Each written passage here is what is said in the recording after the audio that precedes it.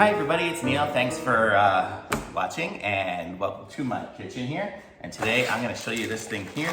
What I got, I ordered myself a Tesla car, right? And so it's coming any day now, but I don't have anywhere to really charge it really good. I mean, I do here. Here I actually have a plug and a charger, but I don't in my house in Florida. So I got this here. So it's a new outlet thingy, and I found like the least expensive one I could find that looked like it was good. It's like a wall mount one, so I don't have to cut it into the wall. I'll just be able to mount this and then have the PVC pipe kind of running from this to my circuit breaker box because I have concrete walls there, so I can't really inset it. So I found this one here, and it's pretty good. It's a 50 amp one, and I got a 50 amp one just because my other one is that same, and my charger is kind of built for that because I'm not using the Tesla charger. So let's just see what's all inside of this thing here.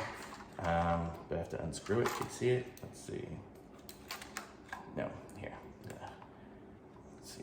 Let me put on my glasses here. Check this thing out.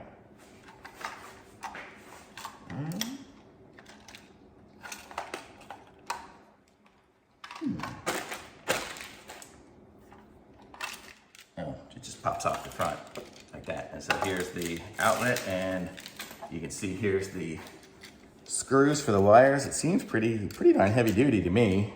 It doesn't look like some of those other cheap ones. This one seems actually pretty strong. I've seen some of the ones, and some of the ones where you just kind of poke the wires into it, so it does it work easier. But I don't think this is going to be any problem at all. Connecting it up, you just put the wire in there and tighten it up, and you're good to go. So I really don't think there's going to be any problem with this. It's going to work out good. So it'll just, the screw will see like that. It'll push down. I don't know if you can see it from there, but the screw will push down and crimp the wire into the little. The screw will push down and crimp the wire into the little hole there. So that should be good. And it's all the wires will come down through the bottom. I mean, it could go in the back if you had a wall that was hollow, but mine is concrete. So I'll just be coming down, and then I'll hook up my the pipe to it, the electric pipe wire, and run it to the circuit breaker, and I'll be good to go. This actually seems pretty nice. I don't know why these things are all popped out, but they pop in pretty easy, it seems, so not a problem. So I like it. So that's that, and then this will go on top of it to secure it all up. And then it'll look nice and pretty in black. My garage is white, but I got this one here black.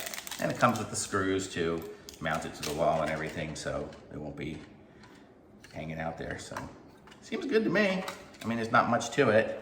I mean, it is what it is. I'll screw it into the wall, and I'll have to somehow get concrete backers in it, but I like it. So I'm gonna put a link to this one in the description. So if you have if you're getting something you need a 50 amp, this is a 50 amp plug. It's like one you would use for a washing machine or anything, something like that. So you can use it for that. So I like it. It says 50 amp surface mount power outlet. And it was, one of the least expensive ones I could find. I mean, it's a plastic front, and really, I don't really care. It's gonna last because I'm only plugging it in. I plug in the charger once and it stays in.